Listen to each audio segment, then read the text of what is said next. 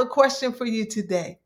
When things don't move fast enough, when you doubt and you feel unsure, that's not a question, right? The question is, what do you do when you want to give up? There we go. What do you do when you want to give up? What do you do when you want to give up? When things don't move fast enough, or when you doubt and feel unsure, what do you do? What do you do? Because let's face it, sometimes life gets hard and we start to question, right? We start to question. We ask ourselves, is this the right path for me? Or did I make the right decision to start a business? Am I in the right profession? Or is this relationship the right fit for me? Am I destined to have these challenges forever, ever? Right? Do you ever ask yourself some of these questions? Tell me, say yes, yes, yes. I hear you. I feel you. Have you ever asked yourself, will my children ever get their acts together? Or listen, are they going to live here forever, ever? Will my spouse change? Will my partner change? I have a dream in my heart. How do I move forward with it? Have you ever thought any of those questions? Raise your hand if you've ever thought any of those questions or some other questions you may have had. Today, we're going to talk about that. We're going to talk about how do you hold on to your vision when things get tough? How do you hold on to your vision when things get tough? Because when things get tough, what do? We look for proof. We look for proof that it's working, right? You're asking God for confirmation after confirmation. You're looking to the universe for some type of signal that this is the right decision that I saw correctly, right? And you want people to validate you and affirm your vision. You're seeking for validation and affirmation for your vision. Huh? Sound familiar? So I remember when I was a worship leader, I wasn't very confident when I first started out. I wasn't confident in my leadership, and there was so much evidence that I was effective, but I didn't believe it. So there was this one woman on the team. I would call her every time after I led worship. I would call her. And why did I call her? Because I was fishing. I was fishing. So I would never ask her point blank, but I was fishing for compliments. You know how people fish for compliments? And I don't know if she knew what I was doing or not, but I would call, her name was Karen. I would call Karen every time. She was just so sweet. I would call her every time because I knew that anytime I called Karen, she would be effusive with her praise. And I was hungry for validation. Sometimes, we'd look for some kinds of signs. I was looking for a sign that I was good, that this is what I was supposed to do. Yeah, I was good at it. I was already good at it, and I knew I belonged in that space, but I was looking for something. And that was easy. That was easy. It was easy to get feedback with, my public gifts. But what about when you're building something that people can't see? They don't understand. And you can't really articulate it because if you talk too much, they may talk you out of it, right? And because they don't have faith for your vision, they don't quite understand what it is that you see in here, what you feel in here. Or what if you're building a business? What if you're building a business and you believe in your product, you believe in your service, you know it's good, and you've had some success? You've got some great testimonies from some of your clients, from some of your customers, but it's not moving at the speed that you'd like. And you're not making a profit. And you feel the pressure. You feel pressure. Should you continue? Is it worth it? Hmm? What about relationships? What if you're in a relationship and you know there's no way in the world that you guys could have come together. There's no way possible that you would have met. But now you've hit a rough patch and it's very difficult, extremely painful to work through some of those challenges. So, has the relationship run its course? Is this worth it? Hmm? Or what if you're battling a health condition and it's not getting any better, right? As a matter of fact, it feels like it's getting worse and you've tried everything and it seems like you take 2 steps forward and then you take 5 steps back. And you don't want to try one more thing. Where is the wellness, the wholeness that's been promised to you? Hmm? Or you may have, a successful career, and from the outside, things look really great. And your friends and your family, they're looking at you. Some people are even jealous of you, but inside you feel empty and you long for this deeper meaning and fulfillment. And you've had a glimpse of a different life. You have a picture framed in your mind, in your heart, but you're scared. Will it work? What are people going to say? What are they going to say? These are the things that we battle with. Am I right? Talk to me. Talk to me. Write in the chat. Is it worth it? Do I continue on this path? Is it working? Hmm? But there comes a point when you have to answer this one question. You know what that question is?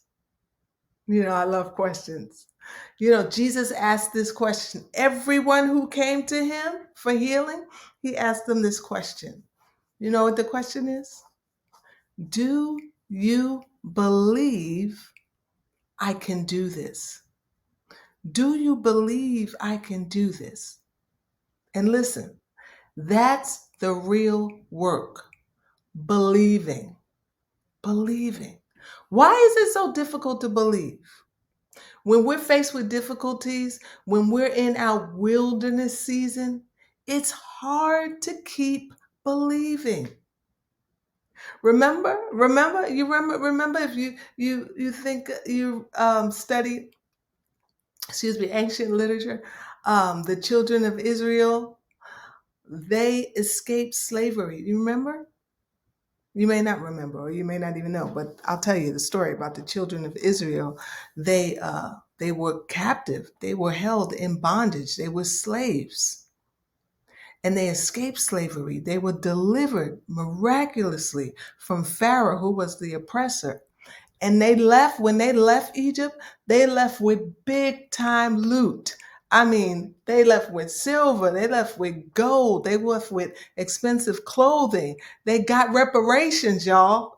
And then, you know, the Egyptians was like, wait a minute, what did I do? I made a mistake. And they went to go back after them and they watched the Red Sea get parted and they watched the Egyptians drown in the Red Sea and they had great victory over Pharaoh and his army. And then they're on this journey and they're being like supernaturally guided by this cloud and by day and by this fire, this pillar of fire by night. Like seriously. And they were being fed every day in the wilderness with manna, with bread from heaven. But guess what? They still ended up wandering around in the wilderness for 40 years. And guess what? All but two of them died without ever entering the promised land. Two of them, only two people who left Egypt entered into the promised land because they didn't believe. Why? Why did they choose unbelief when the evidence was all around them? Why were they not willing to go to the next level, to go to this promised land that's flowing with milk and honey? To manifest your vision, you must believe. Like you need to have a firm, resolute willingness. There has to be a certainty, and you have to surrender. Surrender. Surrender what you think, what you feel, what you see. You got to be willing to surrender that and choose to believe. Why? Why is it so difficult to believe? Well, faith requires you to hope. And you have to choose to believe beyond what you can see. See? It it has to supersede everything that you can see, touch, hear, feel, smell, all of the five senses, the physical realm. You have to be willing to surrender what is visible to what is invisible.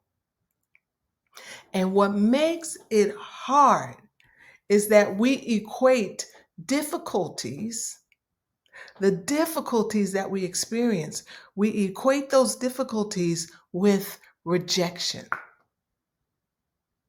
We equate the difficulties, the challenges that we experience, we equate them with rejection. Yeah. So Becky Eldridge, she's an author and a blogger. And she says this, she says, why is it so hard for us to believe that God is still part of our ongoing creation? That God is awakening goodness in us? That God is calling goodness out of us? And that God is birthing goodness into the world through us? And then she goes on to say, perhaps it's life events, which at times bring anger and worry and sadness or tiredness into our hearts, right? And block our ability to understand that all that God created is good. How do you hold on to your vision when things get tough? It's not so much believing that God can do it, right? Because you know He's powerful. Those children of Israel, they knew that God was powerful. They saw it, they experienced it firsthand. So you know He's powerful. You already know with God, all things are possible. So God is not the issue. God is not the issue. But you don't believe that it's possible for you.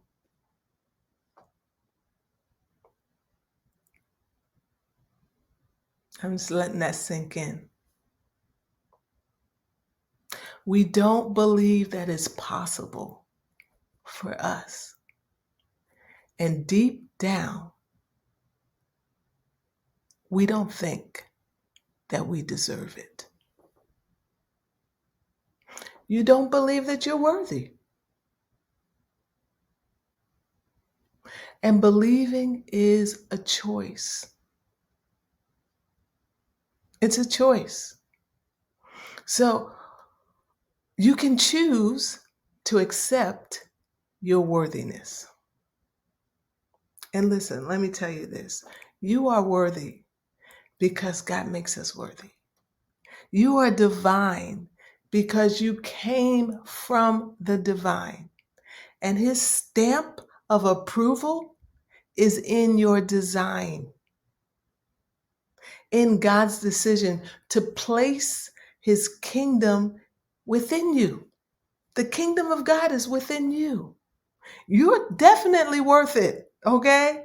He chose to dwell in you. Your body is a place where God dwells. You are definitely worth it. Do you believe it? That's the work. That's the work. Believing.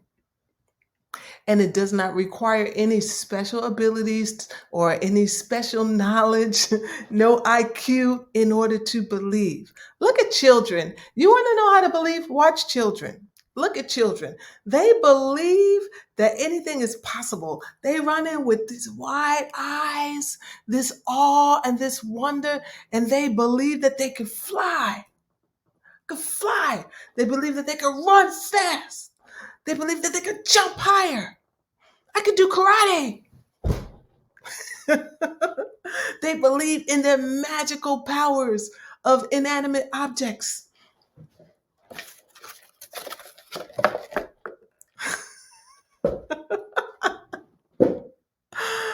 Right? It's not a question of worthiness for them. It just is. Before they were conditioned not to believe, not to doubt, not to question, to fear, right? It just is. And we have valid reasons not to believe. We've been burned, right? You've been burned, you've been rejected, you have had some real pain in life. You have a choice to make, though. You still have a choice to make. Do you believe?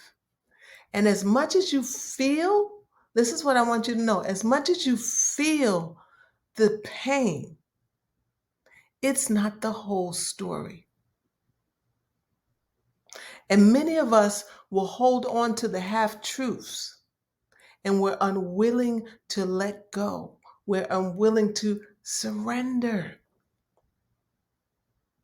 But when you can surrender, your pain, your rejection, your fear, your doubts, when you can surrender those, then you create space to allow the truth to come and make you free. So my question is, are you willing? Are you willing? Are you willing? Do you believe that you're worthy? I'm going to tell you 3 things to consider today, to do. The first one is what I've been saying. Make a decision. Choose to believe. Now, I get pushback all the time when I tell clients this. Choose. You have a choice. You have a choice. It's a gift. It's a gift that you've been given. Freedom is a beautiful gift. Freedom to choose how you want to live your life. The truth is, it starts with you. One of my mentors, Rex Sykes, he says, if it is to be, it starts with me. I don't know if he coined this. I don't believe that he did, but I first heard it from him. If it is to be, it starts with me. If it is to be, it starts with me. Say that. If it is to be, it starts with me. Make a decision. Make a decision. Choose to surrender your view of yourself. Choose to surrender that and choose to believe that, yes, you are worthy. Okay? You have to make a decision. Secondly, be aware. Be aware. So, how does unworthiness and deservability show up in your life? How does unworthiness and deservability show up in your life? Ask yourself these questions. Questions are so powerful. Just the act of asking yourself a question, you don't have to necessarily have the answer right away, but just asking the question, putting the question in your subconscious, you will begin to search the way that we were designed, so beautifully designed. I swear, if I was to go back to school, I would get a degree in I don't know what it's called, but in the brain and studying the brain and the mind and all of that stuff. I guess I don't know what it's called, but I would definitely do that. But I don't have to get a degree. I can still study. So I digressed. But that's what happens when you put a question in your mind. The way that the brain works is it has to Keep searching for an answer, and it will keep searching for the answer even when you're not consciously searching for it. Okay? And you'll be going about your business, and all of a sudden, an answer will come to you, a thought will come, an impression will come, an epiphany will come. You'll have an aha moment. How does unworthiness and deservability show up in your life? Pay attention to your conversations. Pay attention. Pay attention to conversations that start like this. I'm not as good as blank. Comparison. I've made too many blank mistakes, regrets, right? I should have, or it won't work because, or it's just too late. It's too late for me. Or we've never done it this way before.